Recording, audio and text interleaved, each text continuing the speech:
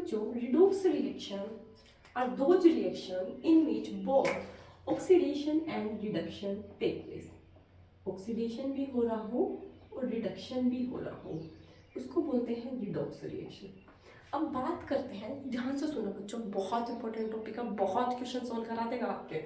तो रिडक्शन में क्या होता है बच्चों? रिडक्शन का मतलब होता है गेन ऑफ इलेक्ट्रॉन।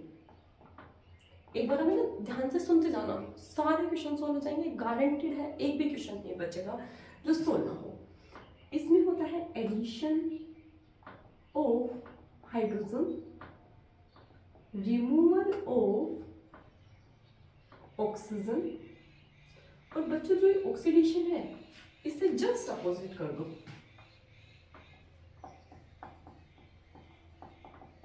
मतलब loss of electron. It is the addition of hydrogen, so it is the removal of hydrogen. Third one is removal of oxygen, so addition of hydrogen. Just उल्टा ही तो किया है। So समझ आ गया ना oxidation और reduction होता है। ऑक्सीडेशन में लॉस ऑफ इलेक्ट्रॉन, इलेक्ट्रॉन की हानि होगी, हाइड्रोजन का रिमूवल होगा, हाइड्रोजन उस रिएक्शन से हट जाएगा। एडिशन ऑफ ऑक्सीजन बच्चों, एडिशन ऑफ ऑक्सीजन, कोई भी रिएक्शन है जिसमें ऑक्सीजन ऐड होगा और हाइड्रोजन रिमूव हो जाएगा, that reaction is known as oxidation reaction. Reduction में क्या हो जाएगा? जिसमें हाइड्रोजन ऐड हो और ऑक्सीजन बाहर जाए। बच्चों इसमें दो टर्म होती हैं, एक होती है ऑक्सीडाइजिंग एजेंट और एक होता है रिड्यूसिंग एजेंट।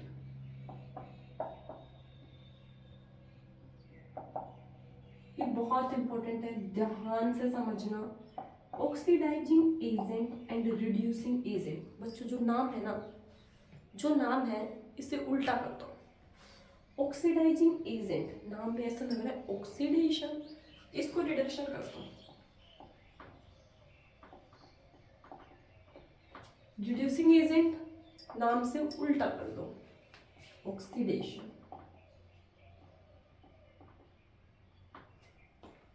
बच्चों ऑक्सीडाइजिंग एजेंट का मतलब होता है रिडक्शन, रिड्यूसिंग एजेंट का मतलब होता है ऑक्सीडेशन।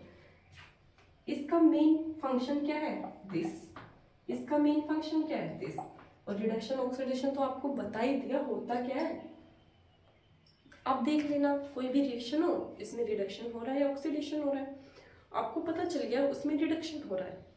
तो रिडक्शन हुआ तो कौन सा एजेंट होगा? उल्टा करना है अपन को, रिडक्शन हुआ उल्टा करना है, ऑक्सीडाइजिंग एजेंट। कोई भी रिएक्शन हुई, देख लिया आपने, उसमें ऑक्सीडेशन हो रहा है। अब क्वेश्चन पूछा है ऑक्सीडाइजिंग एजेंट और रिड्यूसिंग एजेंट, आपको ये तो पता चल गया ऑक्सीडेशन हो रहा है। ऑक्सीडेशन किस कौन करता है? उल्टे वाला, रिड्यूसिंग एजेंट। इजीली बच्चों, तो ये चार्ट आप ध्यान रखना, इससे आपको इजीली समझ आ जाएगा। अभी एक एग्जांपल देती हूँ जिसकी हेल्प से आपको बहुत चीज़ें क्लियर हो जाएंगे। जैसे कि बच्चों ZnO plus carbon, it is the CO plus Zn। तो इस वाले केस में देखो किसका क्या हो रहा है? कार्बन के साथ क्या हुआ? Addition of oxygen. So addition of oxygen किस में है? ऑक्सीडेशन में। ZnO में क्या हुआ? Removal of oxygen. तो रिमूवल ऑफ ऑक्सीजन किस में है?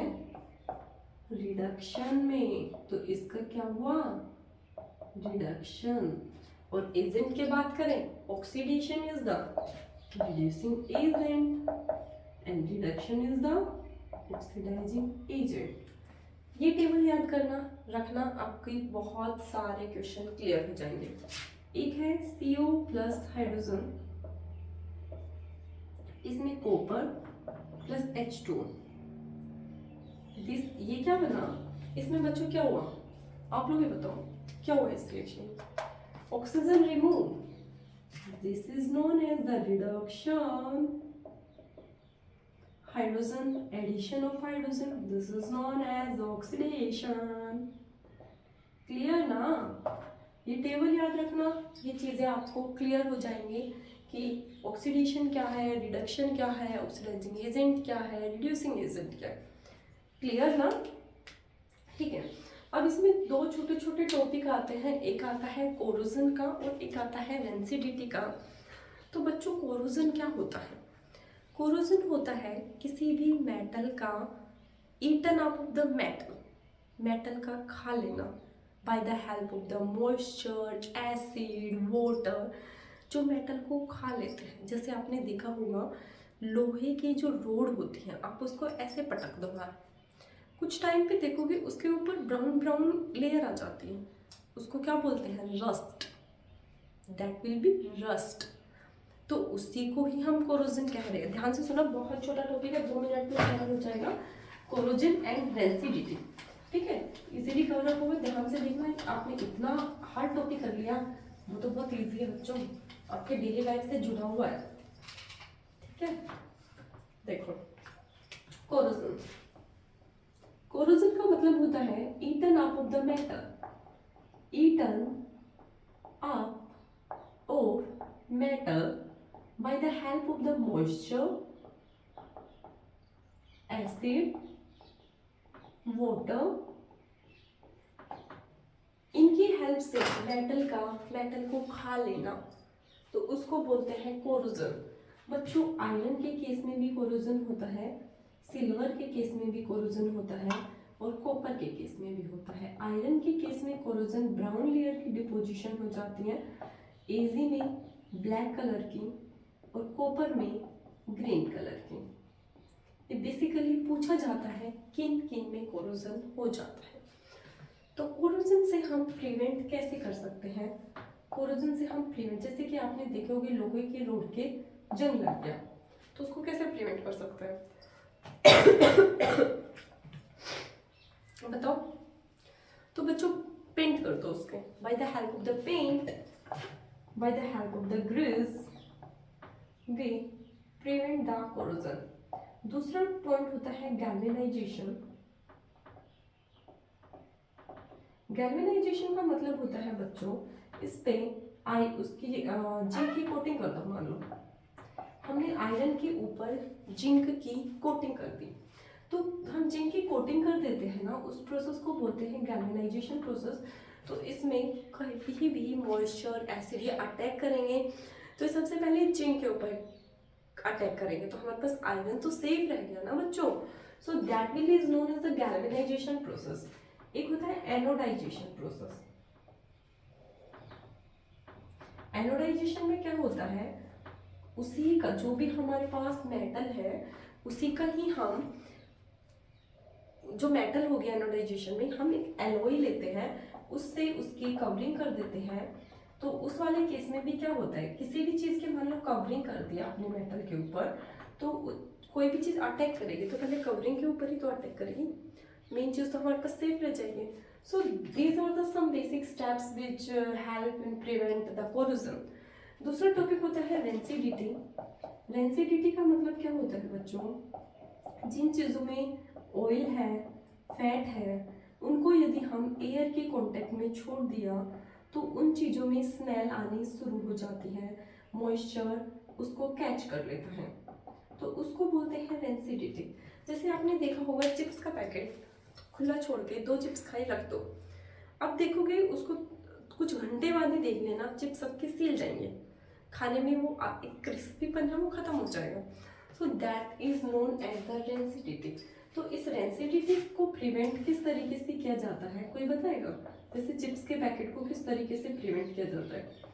आपने देखो दुकान में तो बहुत दिन से रखे रहते हैं, पर आप दुकान से खरीदते हो वैसे के वैसे रहते हैं, क्रिस्पीपन रहता है, तो उसमें ऐसा क्या डाल दिया गया कि उसमें रेंसिडिटी नहीं हुई?